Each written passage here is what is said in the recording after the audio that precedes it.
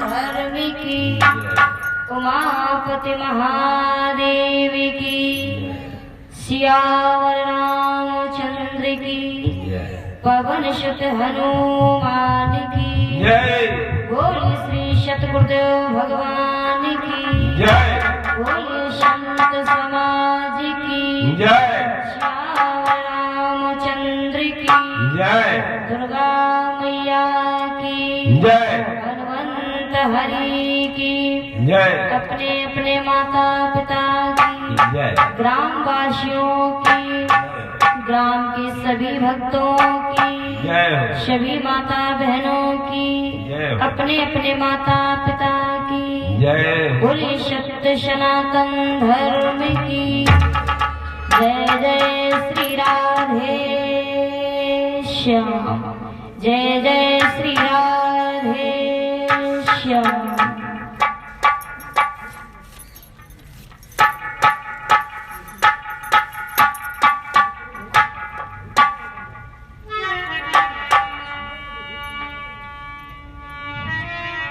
हरि ओम परमात्मने नमः। परमहंसाय छिंदु चरण कमल मकरंदाय नमः। भक्त जन मानस निवास देव सदा भविष्य दोहम्। तीर्थाय परम ध्येयम् भक्त्यार्थ शिविरञ्चम्। भक्ति तेयार्थम् प्रणतिपाल भवानि च वन्दे महापुरुष ते चरणारविन्दे। बंसी विभूषित करार नानीर गवाह। पीतांबराय गरुड़ बिंदु फलाधरोषटकापूरेण। सुंदर मुखारविंद कृष्णाय पिता किं तुम न जानती। अतुलित बलिधाममो हेमशैलाभदेहम्। धनुजीवन कृशानम् ज्ञानिनामाग्रगण्यम्। नारायणं नमस्कृत्यं नरं चैव नरोत्तमम्। देवी सरस्वती व्यासं ततो जयमुदीरये। बोलिए गोविंद भगवान की। आइए भक्तों, बड़ी ही सौभाग्य की बात है, आप लोगों को मालूम है श्रीमद् भागवत कथा का आयोजन विगत वर्षों की तरह आज फिर से शुभारंभ हो चुका है।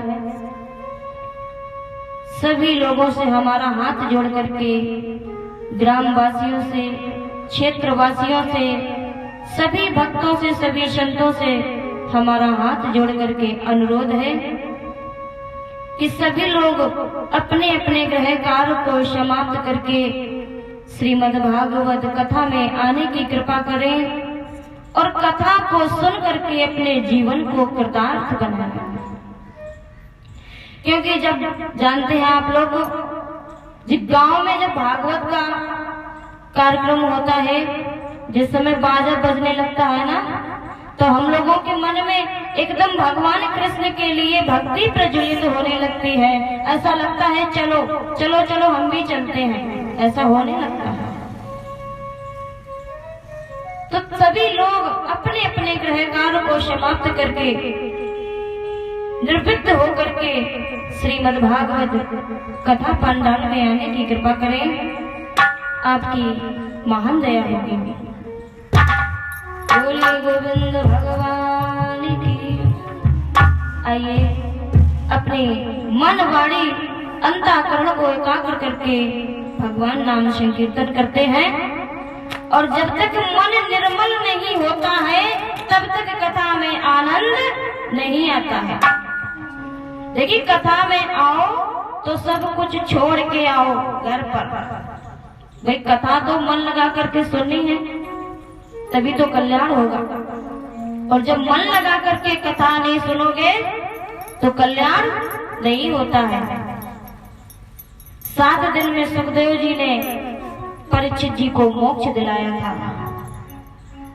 तो इसलिए सभी लोग कथा को मन लगा करके सुनिए। प्रसाद रूपी कथा जो परमात्मा ने हमको दी है आप लोगों को तक पहुंचाने की कोशिश करते हैं। और आपके गांव की बेटी हूँ, अगर कोई गलती हो जाए तो पिताजी लोगों से सभी भक्तों से हाथ जोड़ करके निवेदन करती हूँ, माफ कर देना। बोलिए गोविंद भगवान की। आइए भगवान नाम संकीर्तन करते हैं। सभी लोग ताली बजा करके भगवान का नाम लेते हैं। कैसे? सबसे पहले गणेश जी को वंदना करते हैं।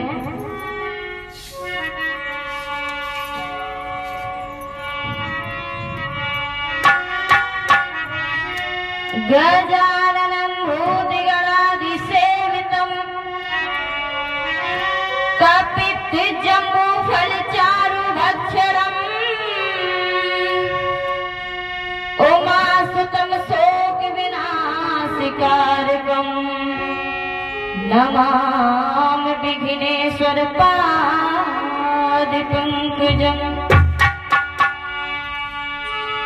बोलिए गणेश भगवान की।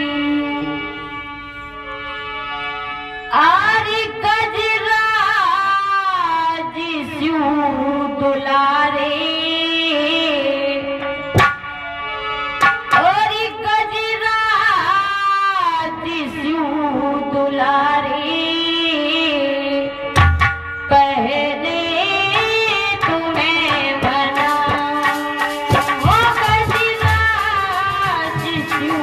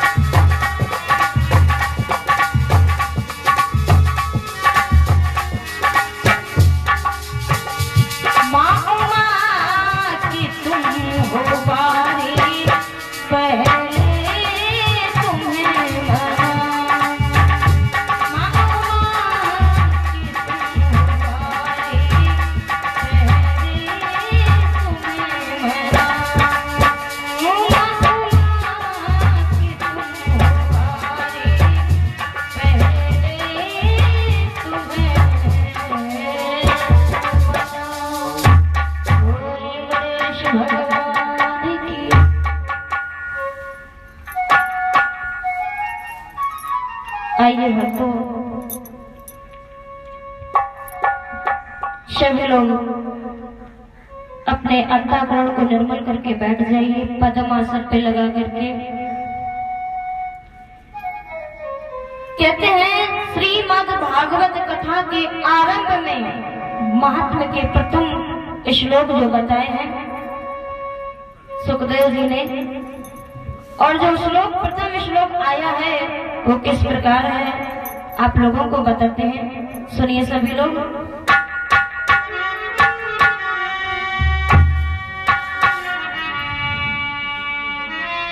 सच्चिदानंद रूपाय विश्रोत्पत्त्यादि हेतवे तापत्राय विनाशाय श्री कृष्णाय वयं नमः। कहते हैं सच्चिदानंद रूपाय विश्रोत्पत्त्यादि हेतवे तापत्राय विनाशाय श्री कृष्णाय वयं नमः। महाराज परीक्षित जी कहते हैं सुखदेव जी से कि हे राजन, कुछ ऐसी कथा सुनाइए जिससे हमारे मन को शांति मिले और प्रभु का संकीर्तन करते हैं। सुखदेव जी ने कहा राजन, एकाग्र चित्त होकर के कथा में मन लगा करके बैठिए और हम आपको महत्व के बारे में बताते हैं। सच्चिदानंद का मतलब क्या होता है? सत्य, चित्त और आनंद, ये तीनों परमात्मा के स्वरूप हैं। बड़ी ही उपयोगी बातें हैं। तीन स्वरूप हैं परमात्मा के, सत्य, चित्त और आनंद। जो इंसान सत्य को धारण कर लेता है उसकी रक्षा स्वयं परमात्मा करते हैं,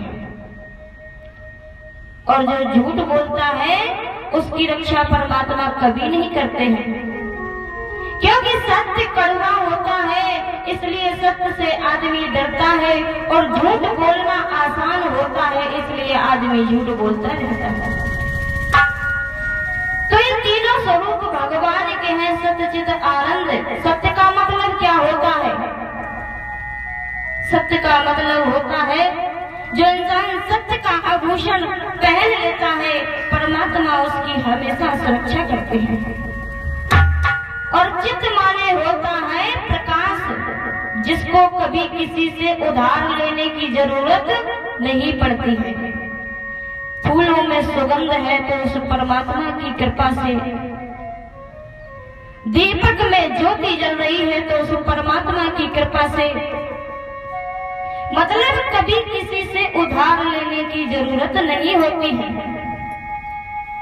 और बाद में आता है, क्योंकि सत्य के बारे में बताया तुलसीदास जी ने, मानस में चौपाई लिखी है।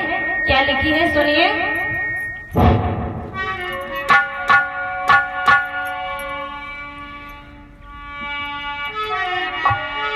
कि धारा में न दूसरे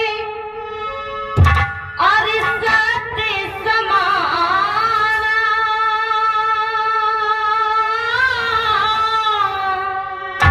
और आगम निगम पुराण पठाना।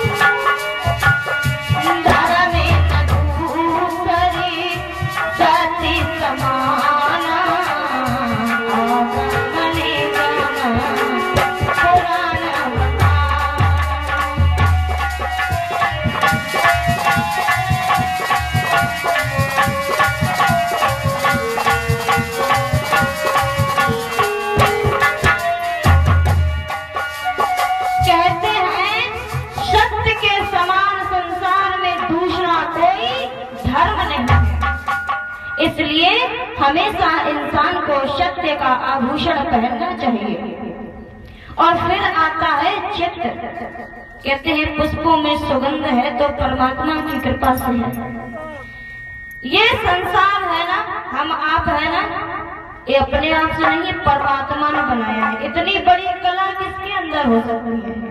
कैसे उसने दुनिया को बनाया, बड़ी कृपा है परमात्मा की। कहते कैसे बनाई है दुनिया, सुने।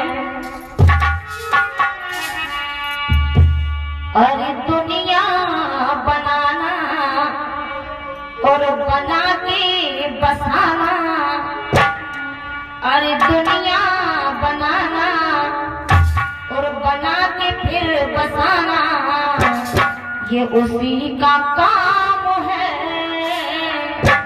और ये बड़ा जोरदार उसका इंतजाम है, ये बड़ा जोरदार उसका इंतजाम है।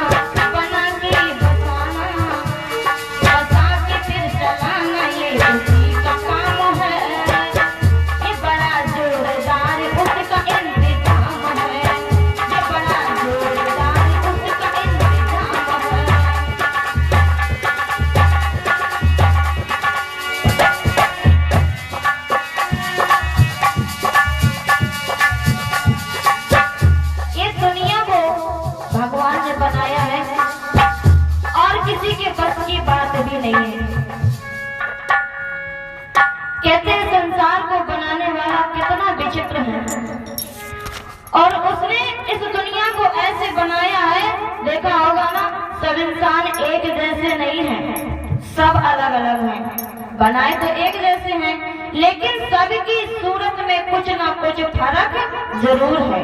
एक सा नहीं बनाया, लेकिन शरीर कोई छोटा है, कोई बड़ा है, कोई कैसा है, किसी की नाक कैसी, किसी का मुंह कैसा है। सब परमात्मा ने सबको अलग अलग बनाया है। तो ऐसे कौन बना सकता है? ये उसी की कला है, उसी की करामात है। फिर आता है आनंद। आनंद का मतलब जानते हो परीक्षित जी क्या होता है? और कोई कोई तो कहता है कि 4 कटोरा रबड़ी होक ली और कह रहे बड़ा आनंद आ गया, स्वादिष्ट भोजन बन गया, बोले बड़ा आनंद आ गया। ये आनंद का मतलब नहीं होता है। आनंद स्वयं गोविंद है, आनंद स्वयं कृष्ण है।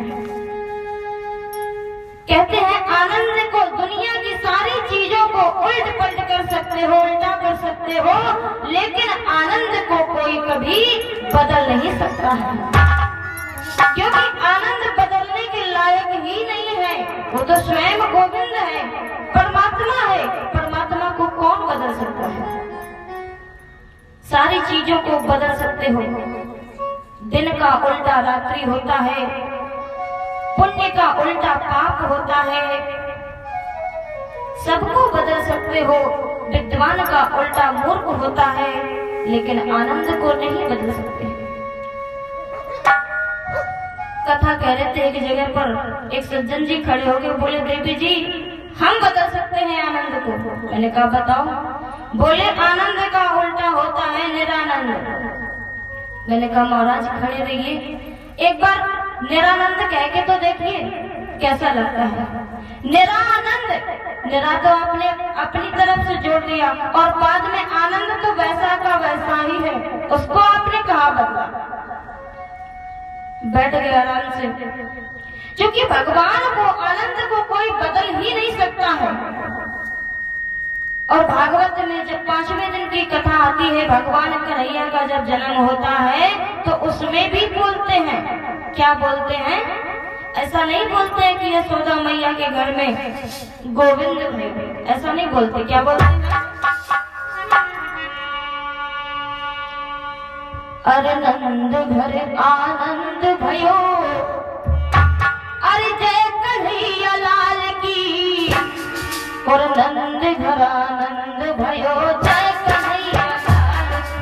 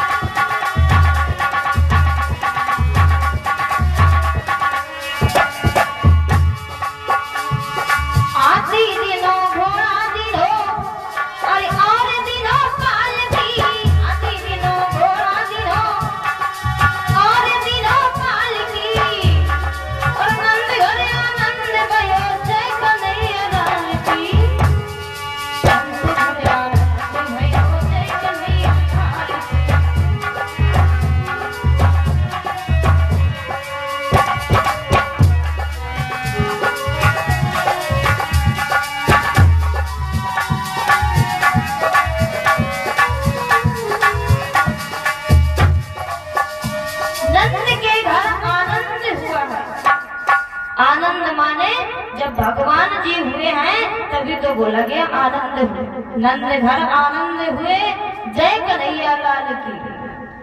तो आनंद स्वयं गोविंद है, स्वयं कृष्ण है, आनंद को कोई नहीं बदल सकता है। तो भक्तों, क्योंकि कहा गया है, हमारे बाबा गोस्वामी तुलसीदास जी ने लिखा है, मानस में चौपाई लिखी है, सुनिए। अरे जो आनंद सिंधु सुख राशि,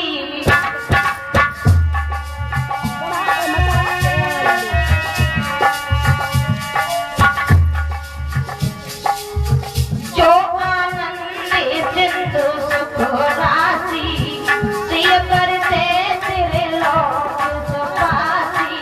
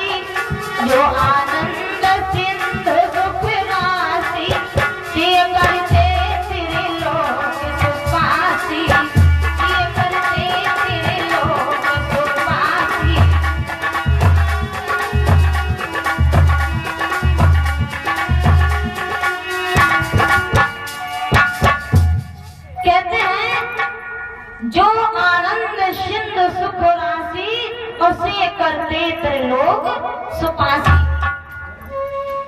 जिसके आनंद के सिंधु की बिंदु भी किसी को अगर प्राप्त हो जाए तो वह इंसान आराम विराम प्रपंच का मालिक हो जाता है। भगवान की असीम कृपा हो जाती है, सारे सुखों को भोगता है। अगर उनके आनंद के सिंधु की बिंदु भी अगर किसी को प्राप्त हो जाए, ऐसे हमारे परमात्मा हैं। फिर आता है विश्वोत्पत्ति आदि हेतवे, विश्व की उत्पत्ति पालन और लय का हेतु भी हमारा गोविंद है। सबके ठेकेदार हैं, सारे विश्व की ठेकेदारी गोविंद के पास में है। तापत्राय विनाशाय, तीनों तापों के, तीनों प्रकार के तापों को नष्ट कर देते हैं। संसार में 3 ताप हैं और 3 पाप हैं, आध्यात्मिक ताप, आदि दैविक ताप और आदि भौतिक ताप। तीनों प्रकार के ताप परमात्मा के सामने नहीं टिकते हैं, क्योंकि कहा गया है और दैविक दैहिक भौतिक तापा,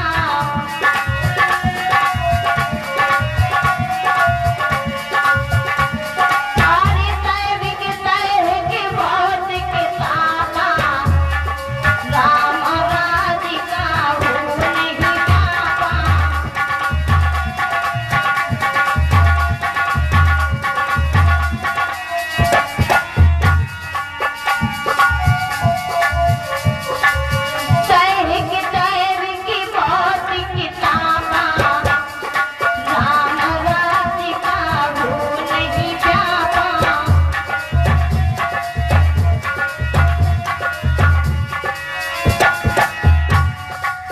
कहते हैं संसार में कोई भी ताप मेरे गोविंद के आगे नहीं टिकता है। बोल गोविंद भगवान की। तो श्री कृष्णाय वयं नमः, ऐसे गोविंद को हम एक नहीं, दो नहीं, सभी लोग मिलकर के प्रणाम करते हैं। कहते हैं, सब लोग कह देते हैं ना कि श्री कृष्णाय वयं नमः, इसका अर्थ जानते हो? श्री किसको कहते हैं? श्री माने क्या होता है? लक्ष्मी। और श्री माने लक्ष्मी, लक्ष्मी का अवतार है राधा मैया। हमारे वृंदावन में कहते हैं श्री जी को, राधा जी को श्री जी कहते हैं। श्री जी की जय हो, श्री जी की बड़ी ही कृपा हुई, इसलिए राधा कृष्णाय वयं नमः। अकेले कृष्ण जी को नहीं प्रणाम करते हैं, राधा जी को भी साथ में करते हैं, क्योंकि वृंदावन में सब लोग ज्यादातर राधे राधे बोलते हैं ना, इसलिए श्री कृष्णाय वयं नमः, राधा कृष्णाय वयं नमः। सभी लोग हम मिलकर के भगवान को, श्री राधा मैया को, ऐसे भगवान को प्रणाम करते हैं। श्री कृष्णाय वयं नमः। बोले गोविंद भगवान की। तो भक्तों, 2 बार भगवान का नाम लेते हैं, इसके बाद में कथा को आगे बढ़ाते हैं।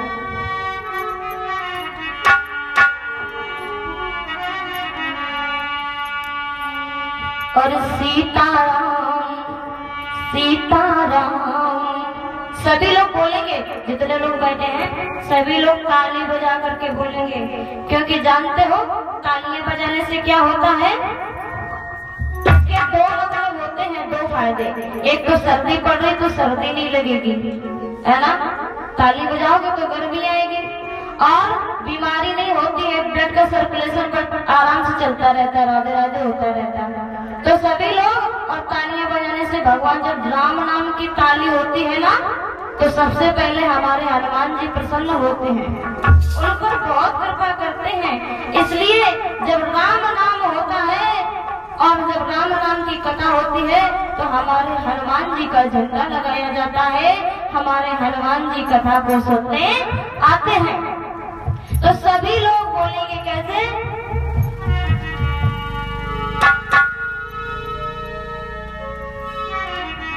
और सीताराम सीताराम सीताराम कहिए, ओ जाहि बीत राखे राम पाही बीती कहिए।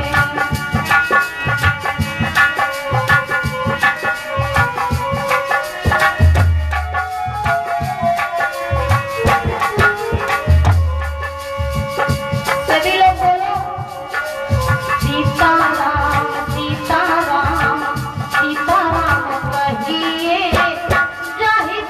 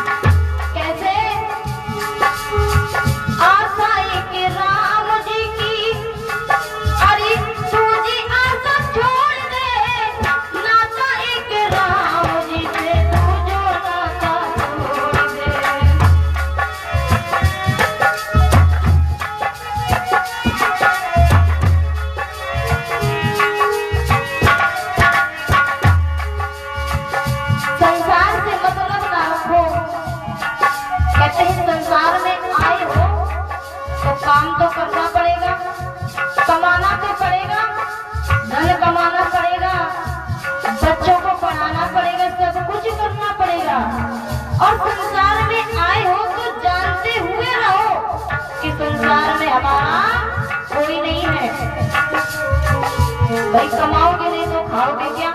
भगवान बैठे बैठे तो देता नहीं है। सबसे बड़ा कर्म है, कर्म तो करना ही पड़ेगा तभी तो फल मिलेगा राजे। इसलिए आशा एक राम जी की दुनिया को छोड़ दे, नाता एक राम जी से दूजो नाता छोड़ दे।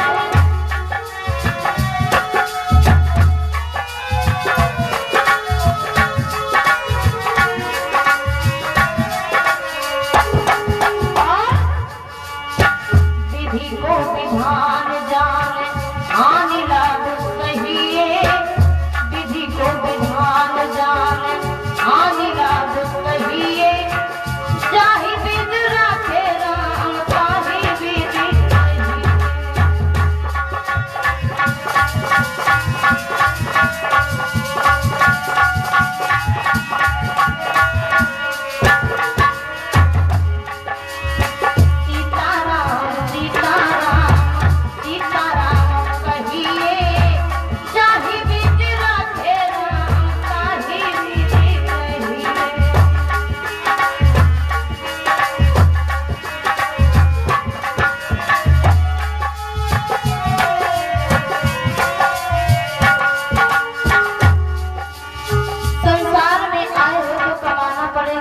जानते हुए रहो कि संसार में हमारा कोई नहीं है।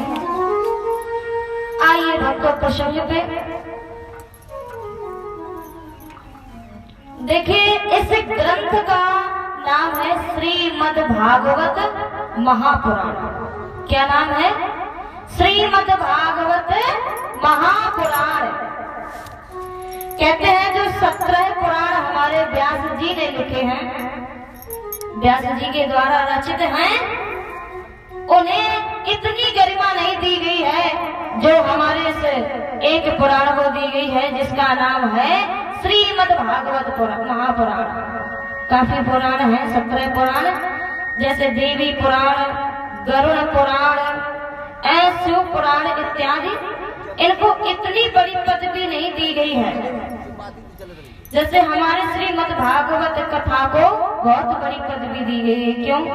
क्योंकि भागवत स्वयं गोविंद है, ये महान है, तीनों लोकों की कथा का वर्णन है इस श्रीमद् भागवत में। भगवान के निर्मल यश की कथा लिखी गई है, अंत राजाओं की कथा लिखी गई है इस भागवत पुराण में। इसलिए सर्वश्रेष्ठ महान है, इसलिए इसको कहा गया है श्रीमद् भागवत महापुराण। और इसका मतलब क्या होता है? श्रीमद् भागवत महापुराण का मतलब क्या होता है जानते हैं आप लोग?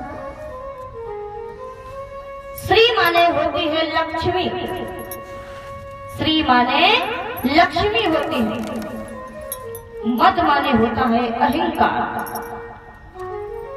जिसको सुनने से लक्ष्मी का अहंकार नष्ट हो जाता है। और भा माने भूमि, आग का डंडा जो होता है ना, उसके माने होता है अग्नि। और गा माने गगन होता है, वा माने वैराग्य होता है, ता माने तरण तारण्य। इसको सुनने से लक्ष्मी का अहंकार नष्ट हो जाता है, भगवान की भक्ति में मन लीन हो जाता है। कहते हैं, एक बात बताए सर्वप्रथम, ये भागवत पृथ्वी पर कैसे आई है? इस संसार में से भागवत का प्रचलन कैसे हुआ? हम लोग इसको कैसे जानते? जब तक भाई कोई चीज पता नहीं तब तक कैसे जानेंगे? कैसे आई है ये पृथ्वी पर? सबसे पहले ये कथा विष्णु जी ने ब्रह्मा जी को सुनाई थी।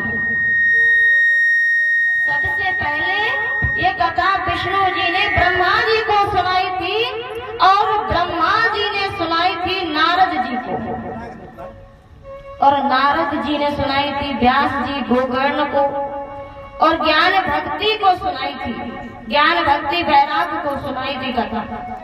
गोकर्ण जी ने धुंधकारी को सुनाई थी, और व्यास जी ने अपने पुत्र पुत्र सुखदेव जी को सुनाई थी।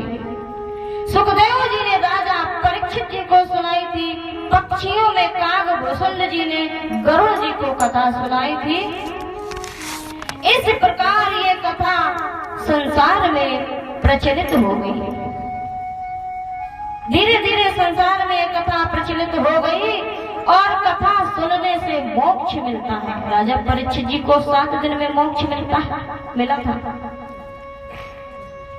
कथा को सुनने से मोक्ष मिलता है, लेकिन अब तो मिलता ही नहीं, चाहे कितनी कथा सुन लो।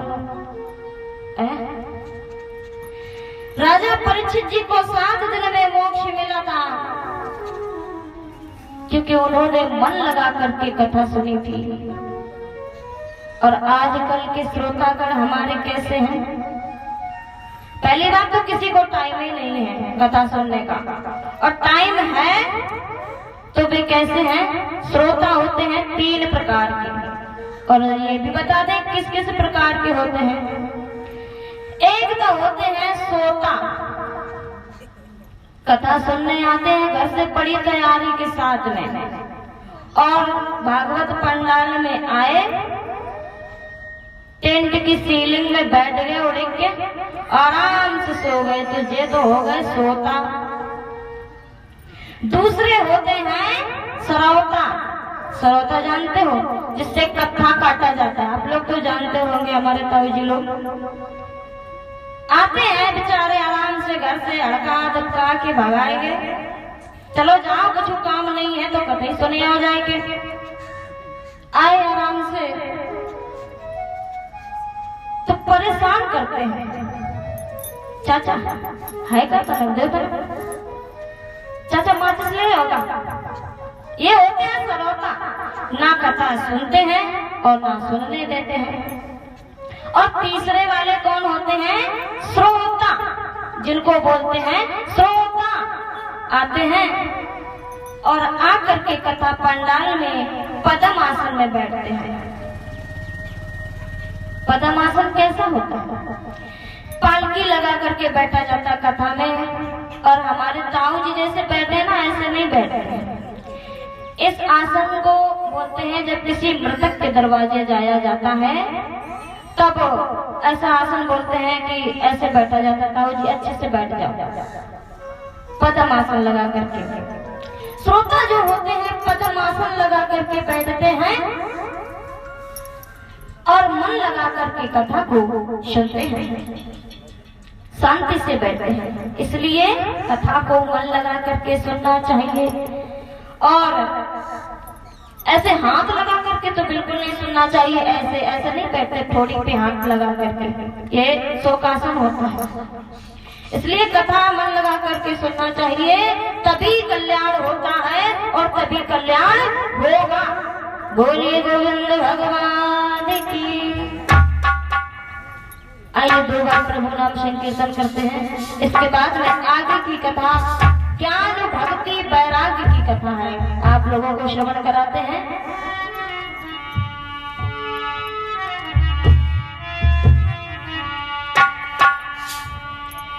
सभी लोग बोलेंगे ताली बजाते हुए, हरे राधे का नाम अनमोल बोलो राधे राधे।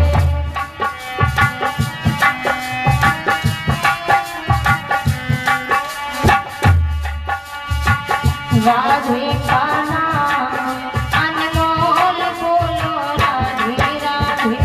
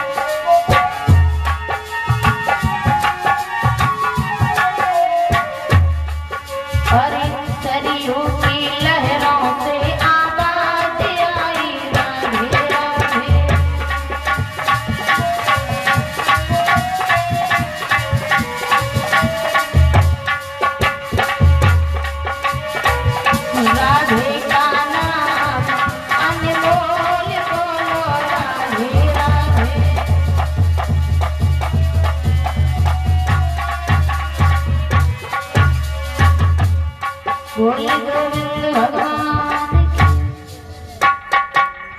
आइए भक्तों, एक बार की बात है, बाबा नारद जी सर्वोत्तम लोकों में भ्रमण करते हुए जा रहे थे और भ्रमण करने के लिए निकल पड़े तो क्या होता है? होता ये है कि एक राहि विशालया चत्वारिशो सत्संगार्थ समागता द्रस सुस्त्रनार्दनम। एक दिन की बात है, विशालापुरी में वे चारों निर्मल ऋषि मिल जाते हैं सत्संग के लिए बाबा नारद जी को। वो चारों ऋषि कौन थे? ब्रह्मा जी के मानस पुत्र थे। तो ब्रह्मा जी के मानस पुत्र थे। कौन कौन थे, उनका क्या नाम था? सुनिए। उन चारों ऋषि का नाम था शनक, शानंदन, शनकादि एवं शानंत कुमार। वे चारों ऋषि सत्संग करते जा रहे थे तो बाबा नारद जी ने पूछा, महाराज क्या बोले? बाबा नारद जी से वे चारों ऋषि सुनो। अरे बोले ऋषिराज आज मुख पर अरे कछु के हेरी चिंता छाई है।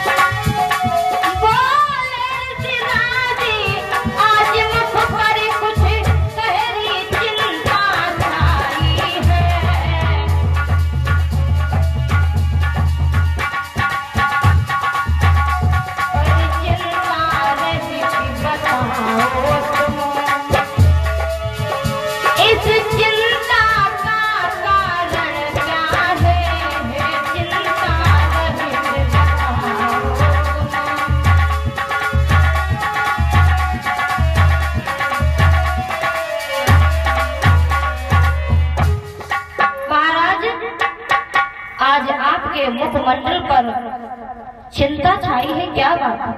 आपका मुखमंडल उदास लग रहा है। कुछ तो बात है महाराज। ऋषिवर बताइए क्या बात है?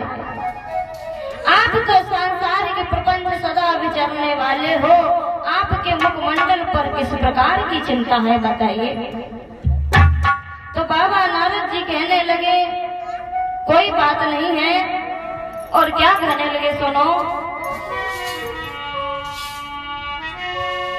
कथम ब्रह्म नदी मुखा कुतः चिंता करो भवानी त्वरितम गम्मते पुत्र कुतश्चागमनम्। कहने लगे सुनो, आप इतनी जल्दी जल्दी कहाँ जा रहे हो? आपका आगमन कहाँ से हो रहा है ऋषिवर? तो बाबा नारद जी ने कहा सुनो, इस सृष्टि में, ईश्वर की इस दुनिया में कुछ अद्भुत लीलाएं होती हैं। और क्या कहने लगे बाबा नारद सुनो। अरे ईश्वर की इस दुनिया कुछ अद्भुत लीलाएं होती हैं। और जो प्रभु के प्यारे होते हैं उनकी चिंता प्रभु करते हैं, उनकी चिंता प्रभु करते हैं।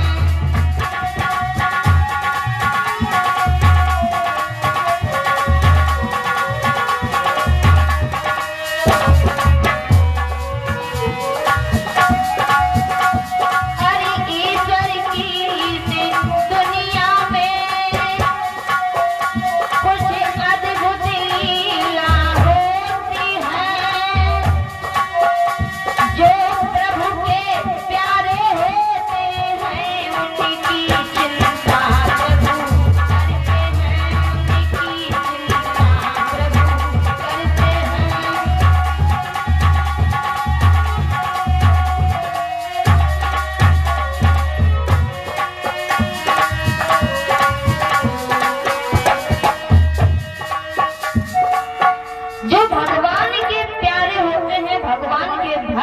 होते हैं उनकी चिंता स्वयं भगवान ही करते हैं।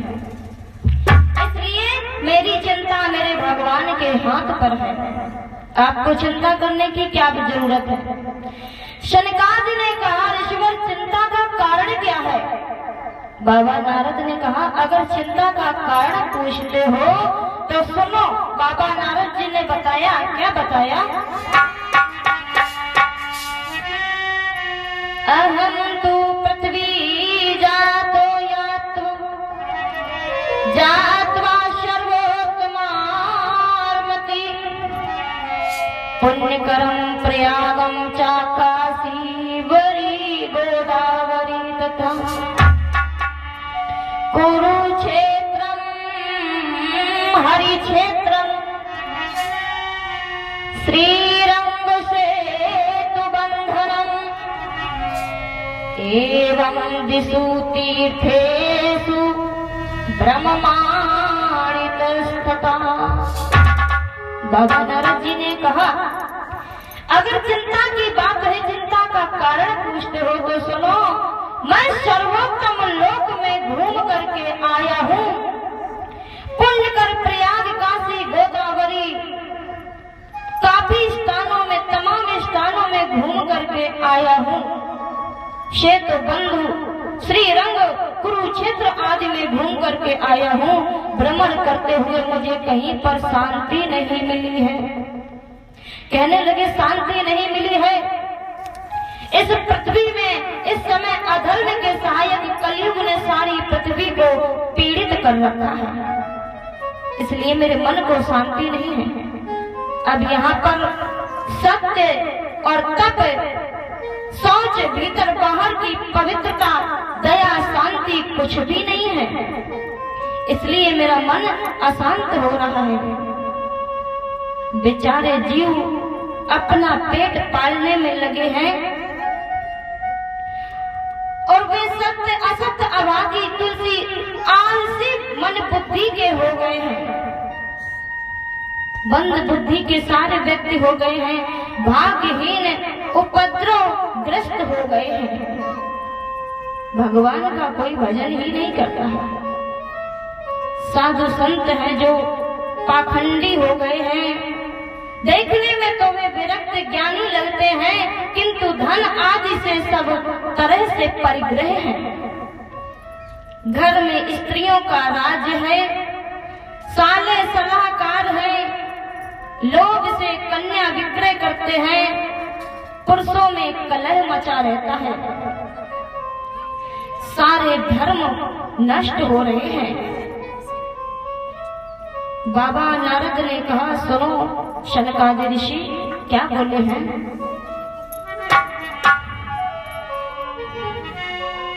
एवं पश्यन् करले दोषन पर्यतन्वनी महम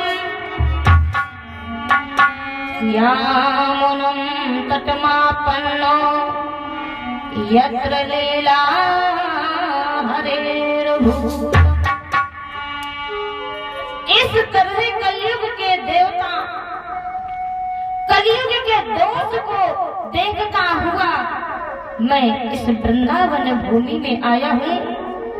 पृथ्वी पर विचरता हुआ यमुना जी के तट पर पहुंचा, जहाँ भगवान श्री कृष्ण की अनेकों लीलाएं हुई हैं, और वहां पर मैंने एक बड़ा ही आश्चर्य देखा। क्या देखा? सुनो। अरे एक बार नारद बाबा वृंदावन भूमि जाते हैं, अरे रोते देखा एक कन्या को, तो वहीं पे जा रुक जाती है, वहीं पे जा रुक जाती है।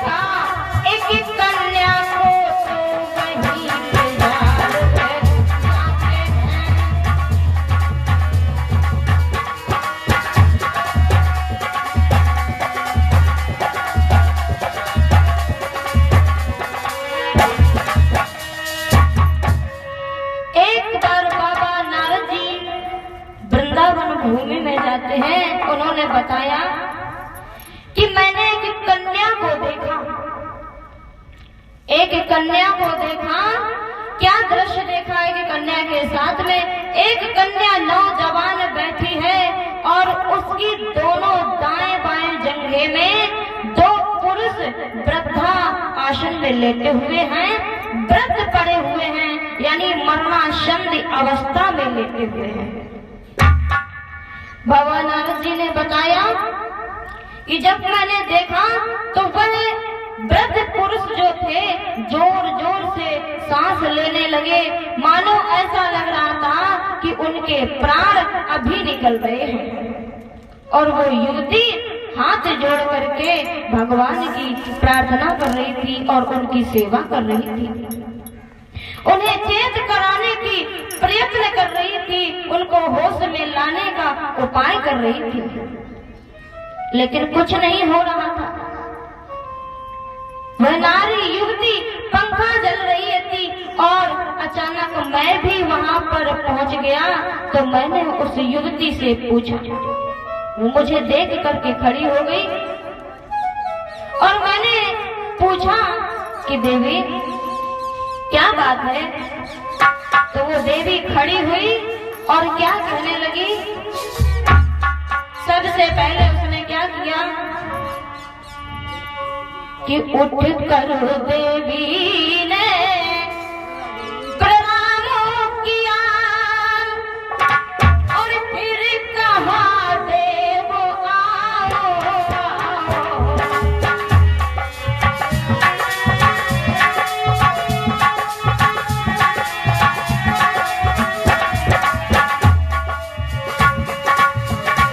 उठ कर देवी ने प्रणाम किया, फिर कहा देव आओ।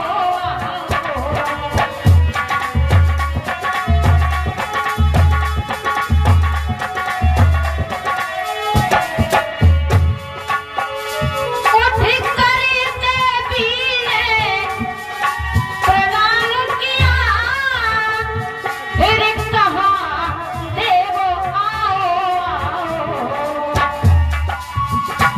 ओ ज्ञाननाथ के धर्मंतरी इनकी नाड़ी देखे जाओ।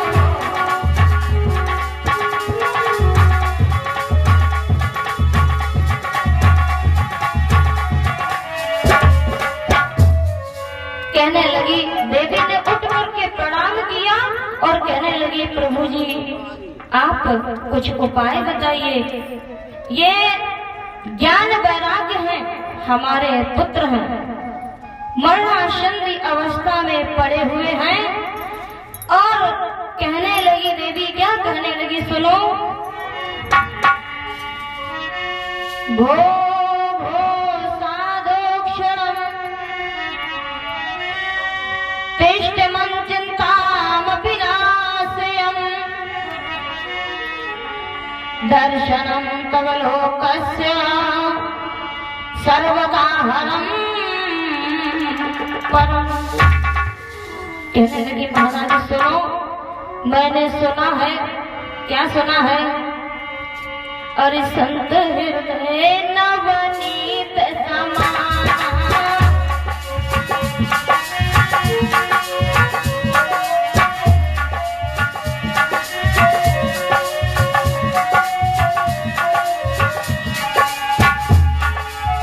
अरे सीता राम जी की जय हो, राजा राम जी की जय हो, सीता राम हरे राम हरे।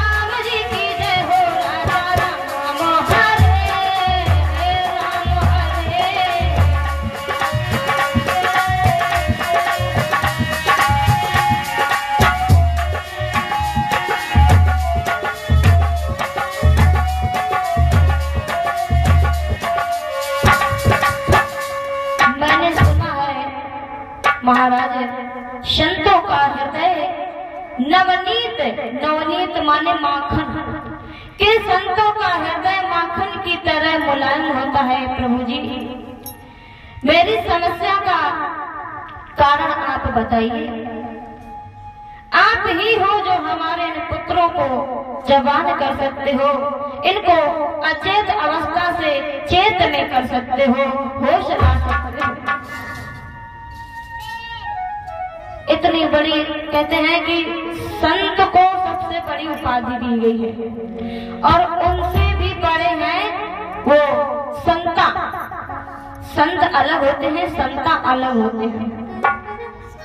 संत तो बहुत होते हैं, लेकिन संसार में संता हुए हैं कौन? सबसे बड़े एक हनुमान जी हुए हैं और एक नारद जी हुए हैं। कहे विभीषण शन हनुमंता, बिन हरि कृपा मिलाई नहीं संता। और एक नारद जी हुए हैं। इन दो लोगों को संता कहा गया है, संत से बड़े। इधर दो ही लोगों को उपाधि दी गई है, कैसे? और कहे विभीषण सुने हनुमंता, और बिन हरि कृपा मिले नहीं संता।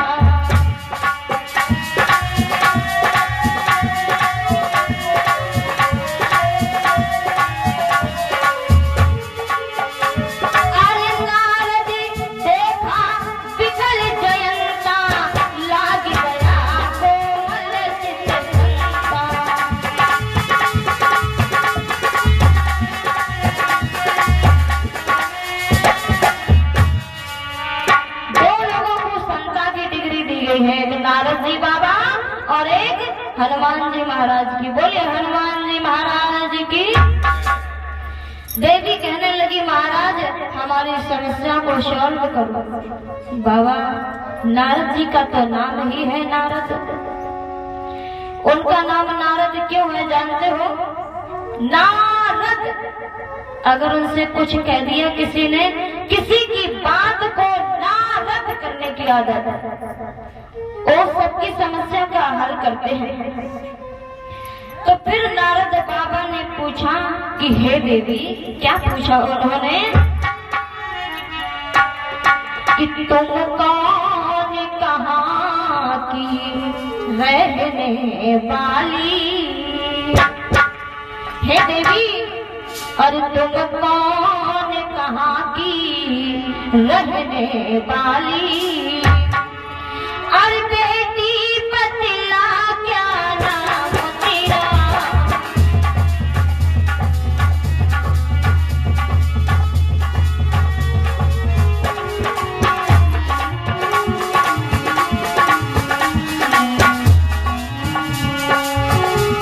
तुम्हें कौन कहाँ की रहने वाली?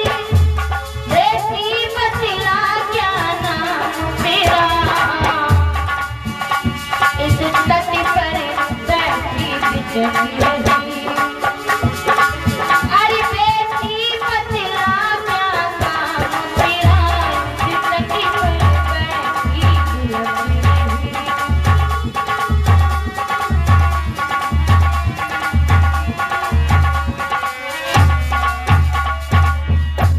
कहने लगी, देवी तुम्हारा नाम क्या है और तुम यहाँ पर क्या कर रही हो? यहाँ पर क्या करने आई हो? तुम्हारा क्या काम है?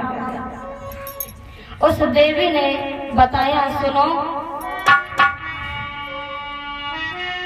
अहम भक्ति रीति ख्याता इमाम तनयामतो, ज्ञान वैराग्य न मानो, काल योगेन जर जरो। कहने लगी कि बाबा, मैं वैकुंठ धाम रहने वाली।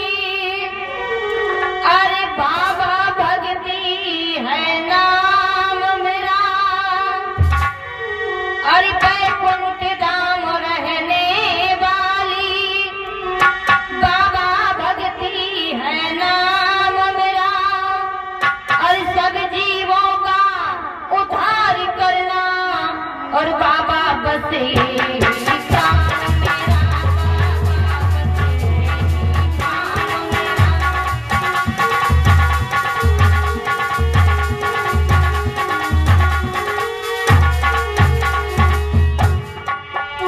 कहने लगी भक्ति कि बाबा मैं बैकुंठ धाम में रहती हूँ और मेरा नाम भक्ति है। मैं अपने भक्तों का कल्याण करती हूँ अपनी भक्ति से। देवी ने कहा मैं बैकुंठ धाम में रहती हूँ। इधर बाबा नारद ने कहा कि आप चिंता मत करो, लेकिन ये मरणासन्न अवस्था में दोनों वृद्ध कौन है? उसने बताया बाबा ये मेरे दोनों पुत्र हैं, लेकिन एक बात है। भक्ति ने कहा बाबा जो मेरी एक बहन और है उसका नाम है मुक्ति, जो हमने उससे कहा था कि चलो तुम्हें भी मृत्यु लोक में घुमा लाते हैं। तो मुक्ति कहने लगी कि नहीं बहन, आप जाओ और जो व्यक्ति आपको पा लेता है वो मेरी तरफ जरूर आता है, क्योंकि भक्ति से ही मुक्ति मिलती है और जो व्यक्ति भक्ति को प्राप्त कर लेता है तो मुक्ति उसको अपने आप मिल जाती है। बोले गोविंद भगवान की।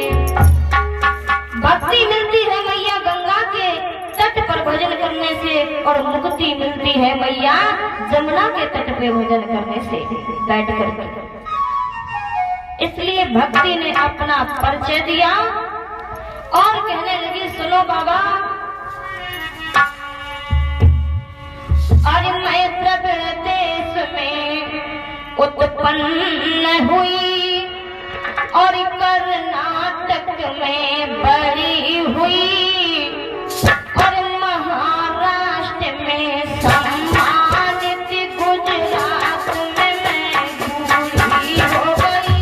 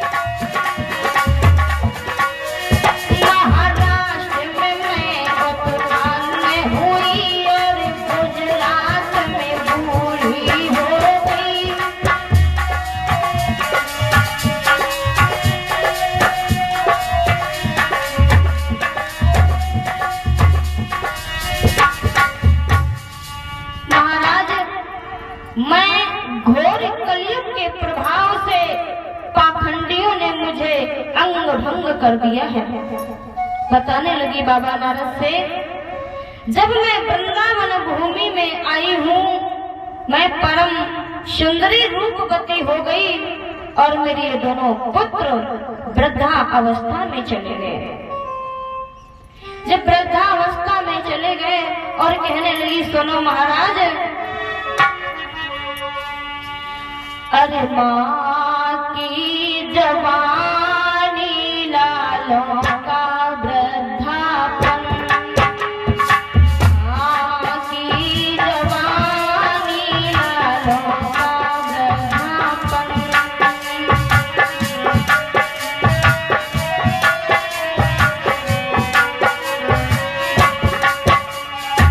माँ की जवानी है लालों का वृद्धापन, माँ की जवानी है लालों का वृद्धापन, माँ की जवानी लालों का वृद्धापन।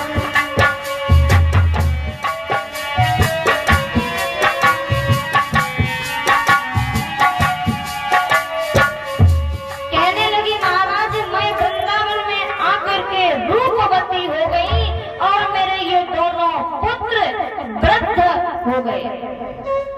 बाबा नारद ने कहा आप इस अवस्था में हो गई और बच्चे आपके वृद्ध अवस्था में हो गए, बड़ी चिंता की बात है। कहने लगी महाराज बड़ी लज्जा की बात है और कहने लगी सुनो महाराज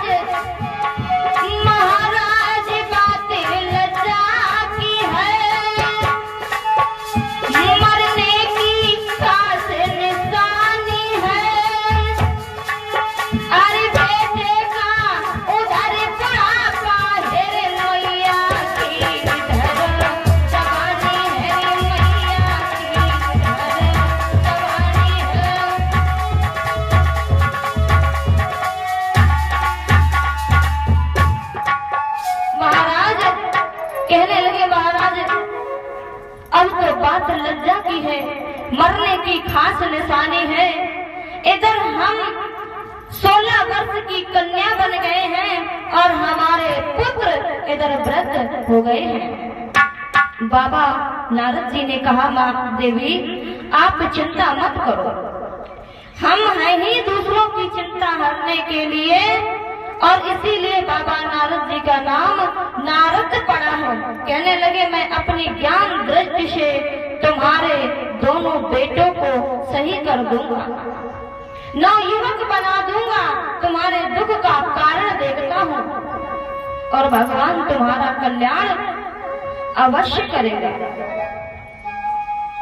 इधर बाबा नारद जी अपने निज पिता ब्रह्मा जी के पास में जाते हैं, जाकर के सारा हाल बताया। ब्रह्मा जी ने कहा कि नारद बेटा इन दुखियों का कल्याण करना आपका काम है, अवश्य इनका कल्याण करो। तो बाबा नारद जी को ब्रह्मा जी बताते हैं कि सुनो, हरिद्वार के पास में एक आनंद नाम का घाट है, वहां पर अनेकों ऋषि रहते हैं, वहीं पर इनको ले जाकर के गंगा तट पर बाबा नारद जी, सनकादि सभी ऋषियों को लेकर के गंगा तट पर चले आए। और जिस समय तट पर पहुंचे हैं तो भूलोक, देवलोक, ब्रह्मलोक सभी जगह इस कथा का हल्ला हो गया कथा सुनाने के लिए। ज्ञान भक्ति वैराग्य को कथा सुनाई जा रही है, सभी श्रीमद् भागवत की कथा का रसपान करने के लिए आने लगे। बड़े बड़े संत योगी महापुरुष सभी लोग आने लगे भगवान की कथा को सुनने के लिए। आनंद नाम के घाट पर ज्ञान भक्ति वैराग्य को कथा श्रवण कराई गई एवं सभी लोगों को कथा श्रवण कराई गई। इस प्रकार से ज्ञान भक्ति वैराग्य सभी लोगों को मोक्ष की प्राप्ति होती है। सभी गोलोक धाम को चले जाते हैं, भगवत धाम को चले जाते हैं। इस प्रकार से यह कथा संपूर्ण होती है। आगे आती है महाराज गोकर्ण जी की कथा।